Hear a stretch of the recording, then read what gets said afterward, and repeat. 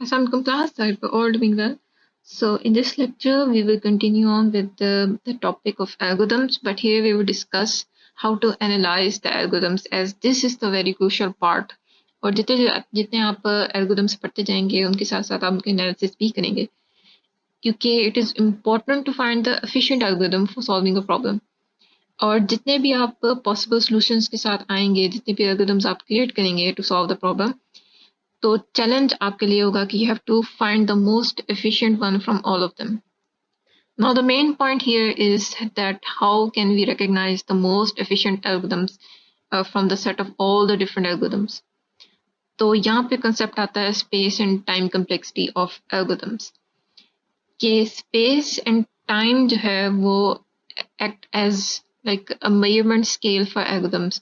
So we have to compare the algorithms on the basis of their space. Space से मतलब है मेरा कि amount of memory कितनी वो allocate करें और time complexity मतलब कि कितने number of operations उन्होंने perform किए.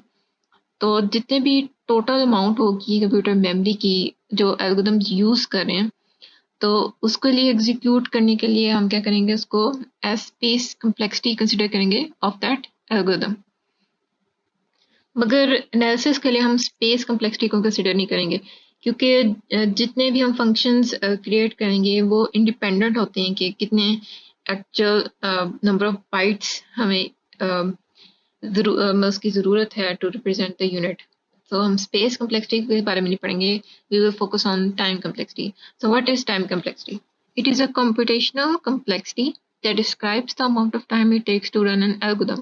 So basically time complexity है कि जितनी number of operations perform करा आपके algorithm to complete the task.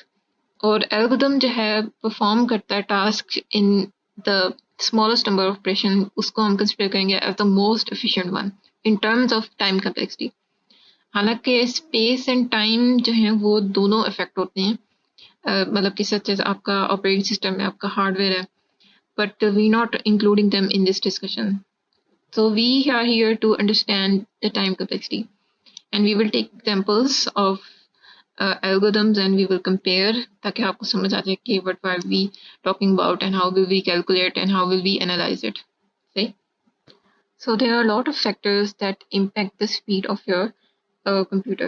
जैसे कि whether your processor is single or multiple, the read and write speed to the memory, whether your computer is 32-bit architecture or it has a 64-bit architecture, and last one is input.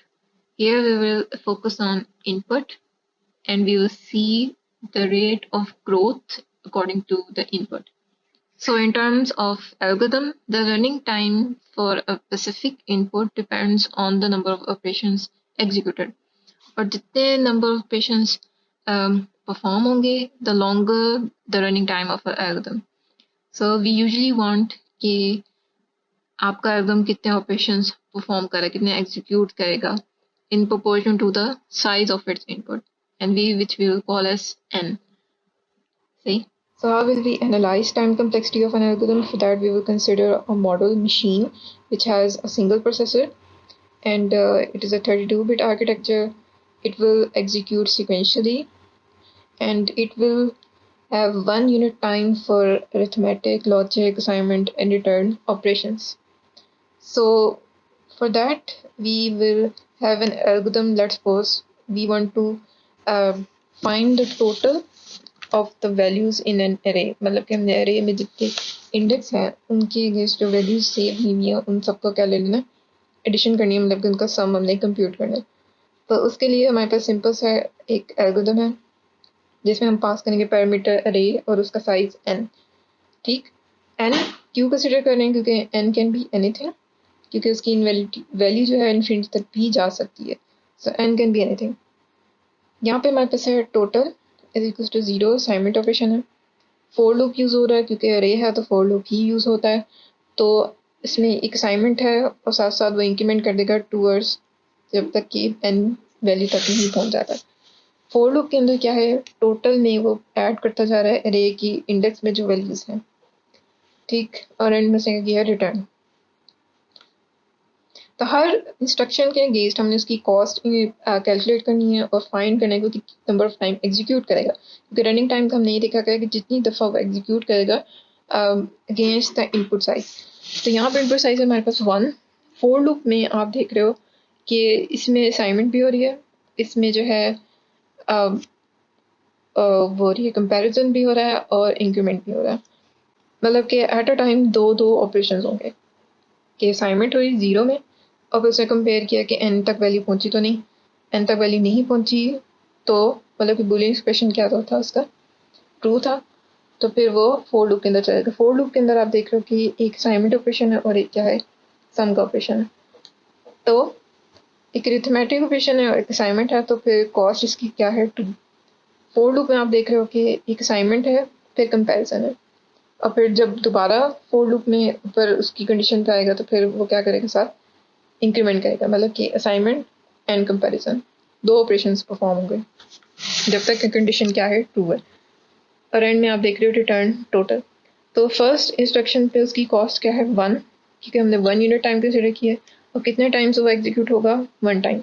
तो इस तरह से हम एक table create कर सकते हैं उसके अगेंस्ट कि कॉस्ट और नंबर ऑफ टाइम भी हम उसकी मेंशन कर देंगे। कॉस्ट है इसकी 1, नंबर ऑफ टाइम्स है 1।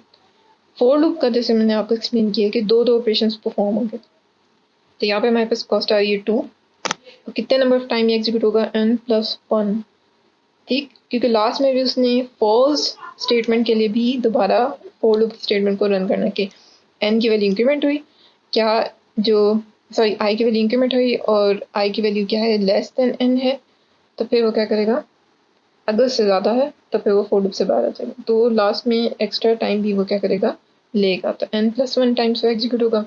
बीच में जो स्टेटमेंट है वो जब तक कंडीशन ट्रू है वो अंदर एग्जीक्यूट करेगा। तो इसमें दो ऑपरेशंस परफॉर्म हो रहे हैं, तो कॉस्ट 2 है, नंबर ऑफ टाइम क्या है, n, और एंड में क्या है हमारे पास, रिटर्न टोटल। तो उसकी कॉस्ट 1 और नंबर ऑफ टाइम क्या है, एक टाइम ही एग्जीक्यूट होगा। तो नीचे हमारे पास फंक्शन क्या क्रिएट हो रहा है, टोटल टाइम हमारे पास क्या है, इक्वल्स टू 1, क्योंकि पहली इंस्ट्रक्शन की cost into number of times करें तो हमारे पास वैल्यू क्या होगी, 1 प्लस 2 इंटू n+1। ये सेकेंड स्टेटमेंट क्या आ गई, प्लस 2n+1। अब इसको सॉल्व करें तो हमारे पास एंड में वैल्यू क्या आती है, 4n+4। तो ये हमारे पास क्या है, फंक्शन, और इसमें हमने क्या है कैलकुलेट किया उसका रनिंग टाइम, मतलब कि टाइम कम्प्लेक्सिटी। सिंपल। जैसे कि फर्स्ट लेक्चर में हमने ये चीज़ देखी थी कि कौन से फैक्टर्स हैं जो एल्गोरिथम को अफेक्ट करते हैं। मतलब कि पहले हमारे पास क्या था, correctness, efficiency, input output and finiteness. तो करेक्टनेस में हमने देखा था कि for every input it holds with correct output. ठीक, मतलब कि फॉर एवरी इनपुट जो भी इनपुट देंगे वो हमें क्या देगा, करेक्ट आउटपुट ही देगा। And incorrect algorithm might not hold at all. सही, या फिर it might halt with output other than the desired one, मतलब कि डिफॉल्ट जैसे आप कंडीशन रख लेते हैं। लास्ट में हमारे पास है correct algorithm solve a computational problem. Efficiency में क्या है, ग्रोथ रेट हमने देखना है कि वही बात है कि इनपुट जो है हमेशा फिक्स नहीं रख सकते। आप ये नहीं कह सकते कि इसमें इतनी ही एंट्रीज हो सकती हैं या इतने ही इनपुट्स पे ये वर्क कर सकता है।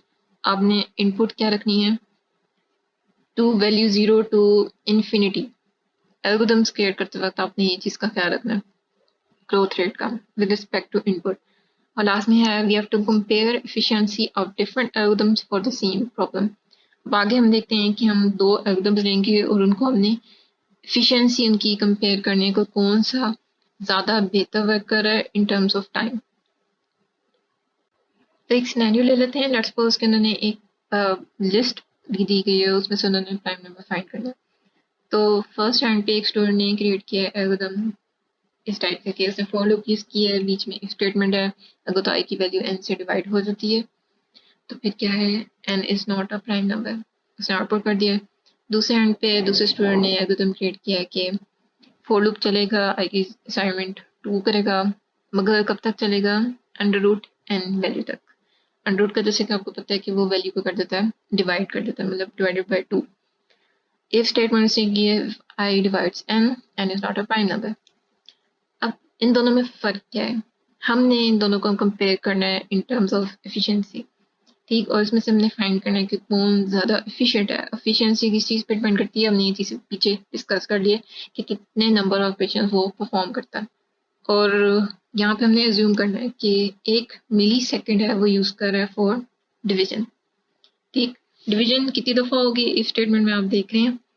डिवीजन कितनी दफ़ा हो रही है पहले एल्गोरिथम में n-1 टाइम्स, क्योंकि i की वैल्यू कहाँ से असाइनमेंट शुरू हो रही है 2 से। दूसरे एंड पे देखें तो ये लूप कब तक चलेगा √n-1, क्योंकि लूप की वैल्यू कब तक चलेगी √n तक। बेशक डिवीजन हो रही है मगर डिवीजन कितनी देर तक होगी जब तक कि √n तक वैल्यू नहीं पहुंच जाती। तो टाइम कम्प्लेक्सिटी हमारे पास यहाँ पे क्या होगी √n-1। अब जो है हम कंसिडर करते हैं n की वैल्यू। लेट्स सपोज n की वैल्यू हमने ली है 11, तो 11-1 करें तो हमारे पास क्या आता है 10। दूसरे एंड पे हम देख लेते हैं, अगर n की वैल्यू 11 है तो √11 किया -1 तो हमारे पास आ रहा है 2 मिली सेकेंड्स। 100 से वैल्यू क्या होगी डिवाइड होगी, हाफ होगी वैल्यू। अब हम बड़े इनपुट पे जाते हैं कि लेट्स सपोज n की वैल्यू है 10⁻10, तो अगर इसमें पुट करें n की वैल्यू तो अप्रॉक्सीमेटली 10⁻10 मिली सेकेंड्स लग रहे हैं, मतलब कि 10⁻7 सेकेंड्स, या आप कह सकते हैं 115 डेज लग रहे हैं। अगर तो इनपुट का साइज हमारे पास क्या है 10⁻10। दूसरे हाथ पे अगर हम देखें तो हमारे पास वैल्यू क्या बन रही है 10⁻5 मिली सेकेंड्स, मतलब कि सेकंड में अब अगर हम कैलकुलेट करें तो 10⁻2 सेकेंड्स जो बनते हैं 1.6 मिनट्स। कि एक जो 115 डेज ले रहा है वो इनपुट साइज क्या है 10⁻10। दूसरे एंड पे सेम इनपुट साइज है मगर यहाँ पे टाइम क्या लग रहा है 1.6 मिनट्स। तो ज़्यादा एफिशिएंट कौन सा होगा सेकंड एल्गोरिथम। बेशक के लॉजिक दोनों की सेम है और एग्जीक्यूट भी होंगे मगर टाइम के लिहाज से जो सेकंड एल्गोरिथम है वो क्या है ज़्यादा एफिशिएंट है। तो इसी तरह आपने इफिशिएंसी को कंपेयर करना है एल्गोरिथम्स जैसे जैसे आपका सेट क्रिएट होता जाएगा। तो पीछे मैंने एक टर्म यूज़ की थी रेट ऑफ ग्रोथ। तो ग्रोथ रेट क्या है, it is a rate at which the cost of the algorithm grows as the size of its input grows। और ये पीछे मैंने आपको पहले भी बताया है कि हमने इनपुट कंसिडर करना है as the factor for the running time calculation, उसको एनालाइज करने के लिए to find the time complexity of the algorithm. और ये चीज़ कैसे होगा कि हमने n की वैल्यू ग्रो करनी है टू द इन्फिनिटी, मतलब कि n की वैल्यू 0 से इन्फिनिटी तक कोई भी वैल्यू हो सकती है। It cannot be a constant. a constant है तो it's useless to find the time complexity of that algorithm। तो इसके लिए हमने क्या करना है कि एक एग्जांपल ले लेते हैं। सपोज कि हमारे पास एक सैम्पल फंक्शन हमने क्रिएट किया है with respect to the algorithm, और हमने कहा है कि उसकी कम्प्लेक्सिटी हमारे पास बन रही है 6n² प्लस 10n प्लस 300। तो यहाँ पे हमने ये चीज़ डिस्कस करनी है कि जितने मर्जी इसके साथ कॉन्स्टेंट्स आप यूज़ करने हैं, हमने क्या करना है कि कॉन्स्टेंट्स को इग्नोर करना है। उसमें जो लीस्ट सिग्निफिकेंट टर्म्स हैं, अब यहाँ पे लीस्ट सिग्निफिकेंट टर्म क्या है 100n प्लस 300। अब n की वैल्यू जितनी मर्जी आप ग्रो कर लें तो सबसे ज़्यादा इम्पैक्ट कौन सा करेगा यहाँ पे टर्म 6n²। तो यहाँ पे हमने एक ग्राफ क्रिएट किया है जिसमें हमने दोनों टर्म्स को अलग अलग करके देखा कि कौन सी ज़्यादा ग्रो करी है विद रिस्पेक्ट टू इनपुट। तो यहाँ पे इनपुट हमने कंसिडर किया है 0 to 100, n की वैल्यू क्या है ग्रो करिए 0 to 100।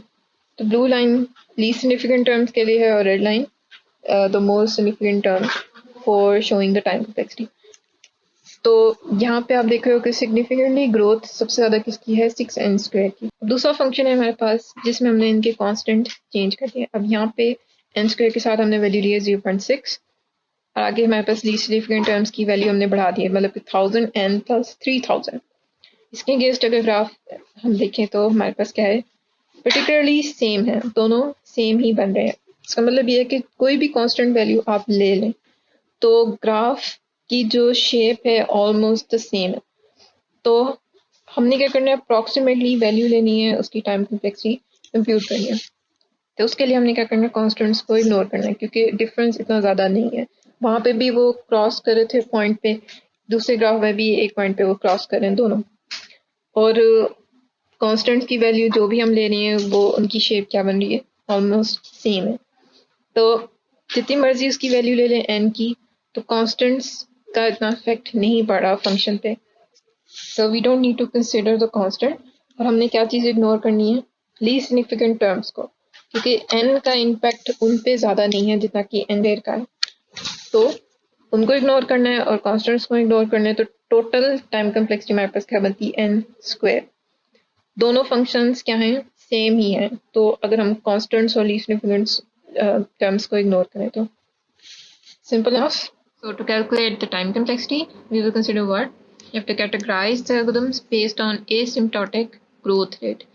इसमें हम क्या है, asymptotic notations के बारे में पढ़ेंगे जो हमारा नेक्स्ट लेक्चर है। इसमें हम एनालाइज करेंगे टाइम को, it takes to execute an algorithm. और एग्जीक्यूशन टाइम हमने देख लिया है कि वो डिपेंड करता है कि how long it will take a computer to execute the lines of code of the algorithm. और ये भी हमने देख लिया कि डिपेंडेंस जो है, फैक्टर्स हमारे पास बहुत सारे हैं, मगर हम किस चीज़ पे फोकस करेंगे, इनपुट साइज पे। लास्ट में हमने देखा था कि हम इग्नोर करेंगे small constants and inputs. Small constants को हमने इग्नोर करना है, स्मॉल इनपुट्स को। एस्टिमेट करना है upper bound and lower bound on growth rate of time complexity function. जो फंक्शन हमने क्रिएट किया है उसमें हमने क्या एस्टिमेट करना है, upper bound and lower bound. ये नेक्स्ट सेक्शन में पढ़ेंगे ये क्या है। We have to describe the running time of algorithm as n grows to infinity. तो ऐसे एल्गोरिथम्स हमने देखने हैं जिसमें इनपुट साइज क्या है, वो ग्रो करेगा टू इन्फिनिटी। ठीक, तो स्मॉल इनपुट्स के लिए हम एल्गोरिथम्स को नहीं कंसिडर करेंगे टू कैलकुलेट टाइम कम्प्लेक्सिटी। और साथ हमने क्या करना है, कॉन्स्टेंट्स और लीस्ट सिग्निफिकेंट टर्म्स को हमने क्या कर देना है, इग्नोर करना है। और हमने क्या देखना है कि एसिम्प्टोटिक ग्रोथ रेट के हिसाब से हमने कैटेगराइज करना है एल्गोरिथम्स, जो कि आगे हमारा नेक्स्ट लेक्चर है, asymptotic notations. So that's it.